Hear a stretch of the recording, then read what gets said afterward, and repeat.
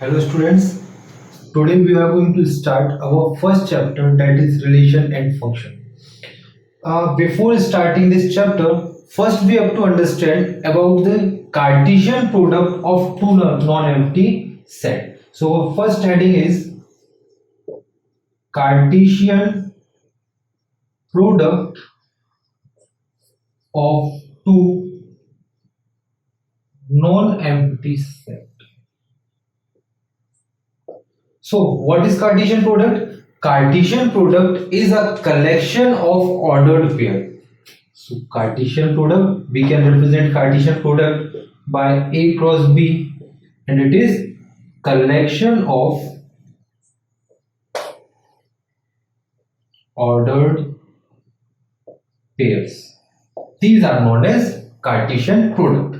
Collection of ordered pair means A comma B, where A belongs to first element and B belongs to second element. Suppose we have two sets A 1, 2, 3 and B, that is A comma B.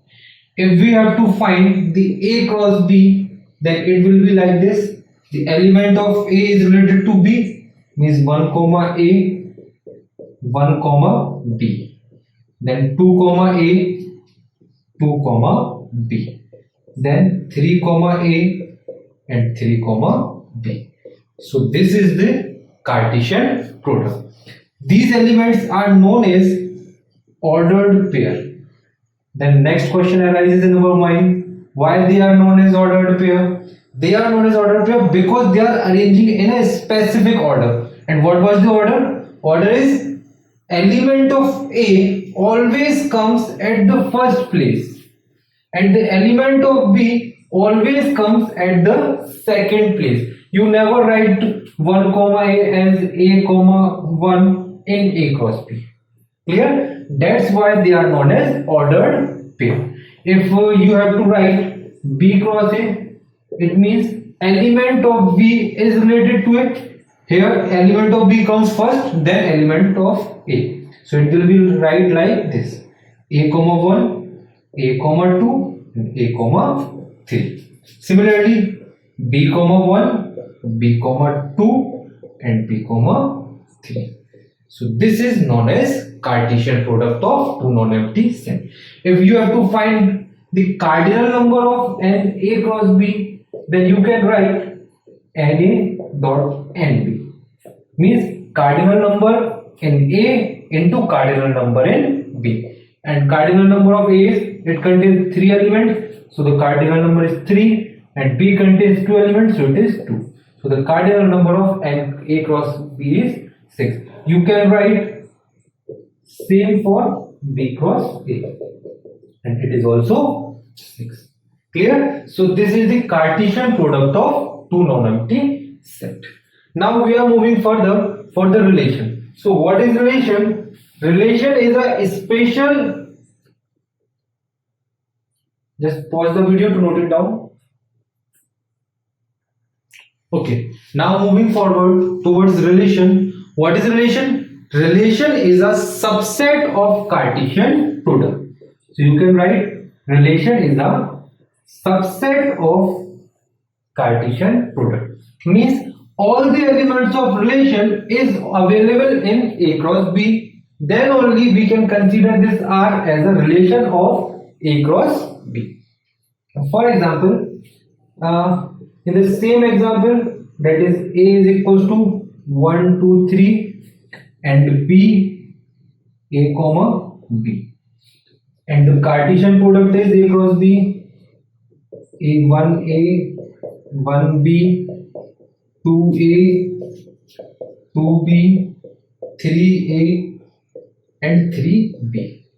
So now if someone asks you, gives some relation like 1 comma A, 2A, 3A, R2, that is 1A, 1B,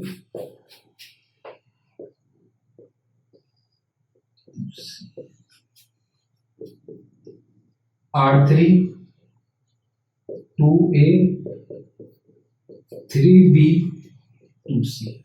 Okay, if someone asks you out of these three, which one is the relation for A cross B? Question is, out of these three relations, which is the relation for A cross B?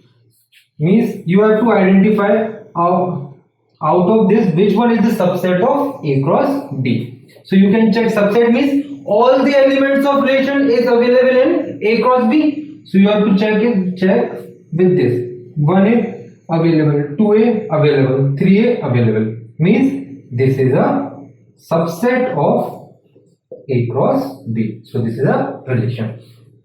For this 1 comma A available, 1 comma B available, 2 comma C does not exist.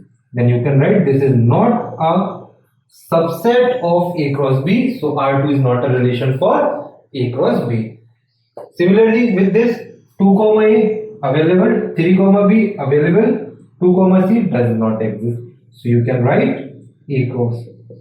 So this is not the subset of A cross B. So this is the basic of relation. Now moving towards the types of relation. Before moving further, please pause the video to note it down. Okay, now moving further towards the type of relation. There are basically 7 types of relation. We are going to discuss all one by one. So their first type is void relation. Void relation, it can be defined by a name itself. Void relation means when relation is a subset of phi. When relation does not contain any element, or you can write phi is a subset of A cross B. Then only you can consider that relation as a void relation. Then second one is universal relation.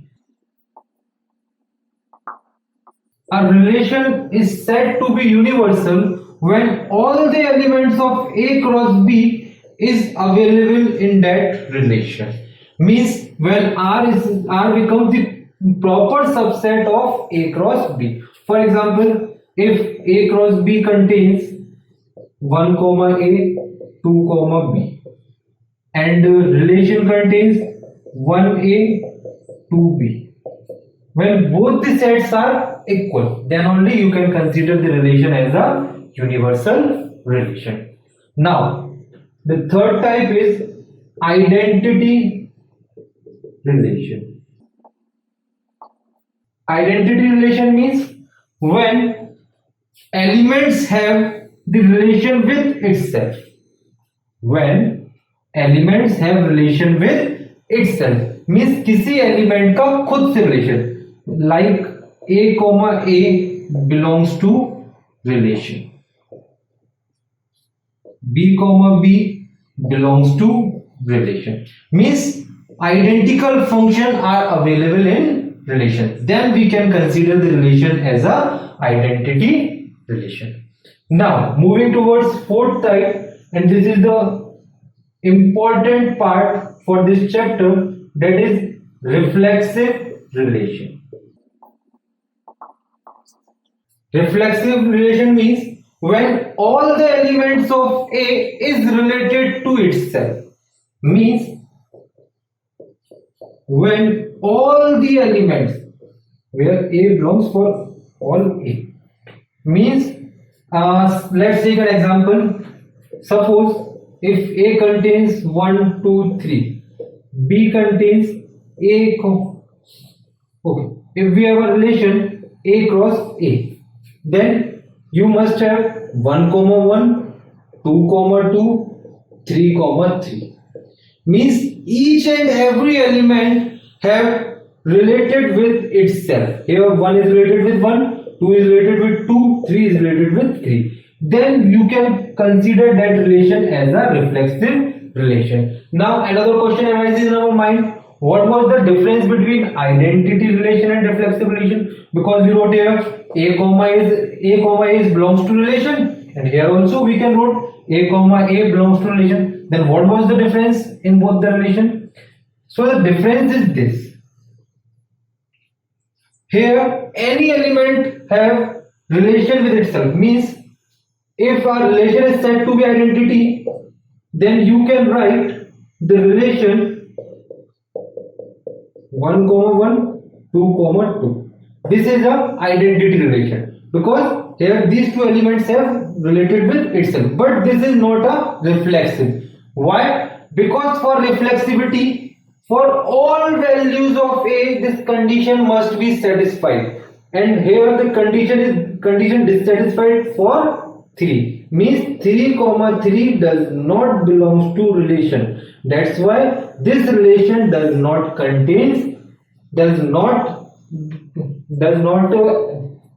like reflexive relation. This is not a reflexive relation, and here all elements have its doublet, so this will consider as reflexive relation. Clear? Now moving further towards next type of relation, that is symmetric relation.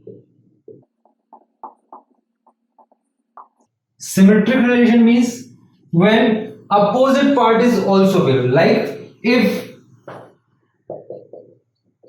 A comma B belongs to relation, then B comma A also belongs to that relation. Means, for example, A is 1, 2, 3, B is A comma B. If someone gives you a relation 1A, 2B, A1, B2, and someone asks, is this relation is a symmetric relation? Then you can say 1 comma A and A comma 1 both are available, 2 comma B, B comma 2 both are available, then the relation is symmetric. Suppose let's take one more example, 1 comma A, 2 comma A, 3 comma B, A comma 2. Now we have to identify, is this a reflexive relation? Then you can check. 1 comma A is available, but A comma 1 does not exist. So you can write A comma 1 does not belong to relation. So this relation is not a symmetric relation. Clear? Okay, now moving towards sixth type of relation, that is transitive relation. What is transitive relation? The condition for transitivity is if A comma B belongs to relation, B comma C belongs to relation, then A comma C must belongs to that relation. If this condition satisfied, then only we can consider the relation as a transitive relation. If this condition satisfied, then only we can consider the given relation is a transitive relation. Clear? So this is the basic condition. Now we are going to use these conditions on some question. Before that, we can learn one more type, and the last type is equivalence relation. When relation is reflexive as well as symmetric as well as transitive. When relation is reflexive as well as symmetric as well as transitive, then we can consider that relation as a equivalence relation. Clear?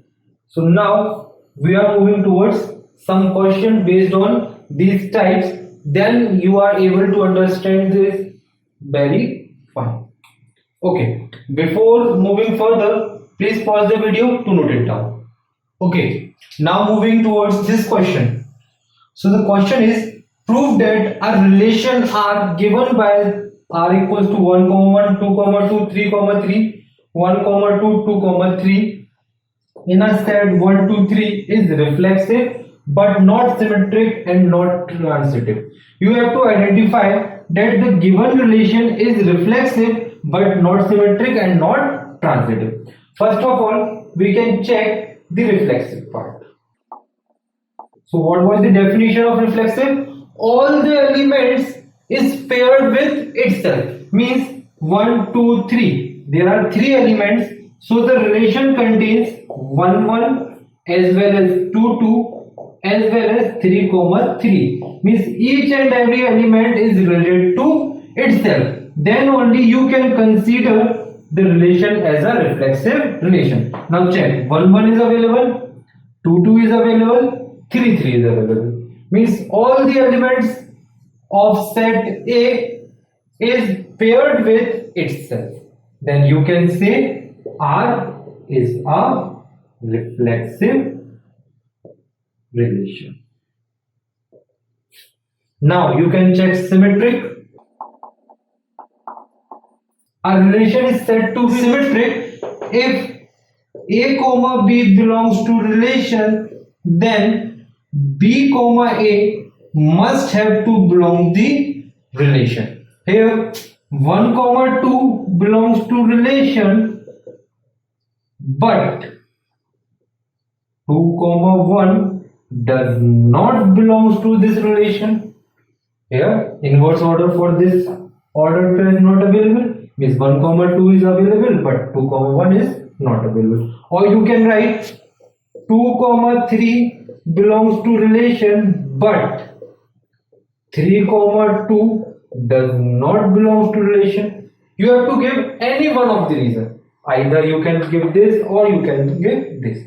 So if this condition satisfied, then you can say R is not symmetric relation. Now moving towards last one, that is transitive. What was the condition for transitivity?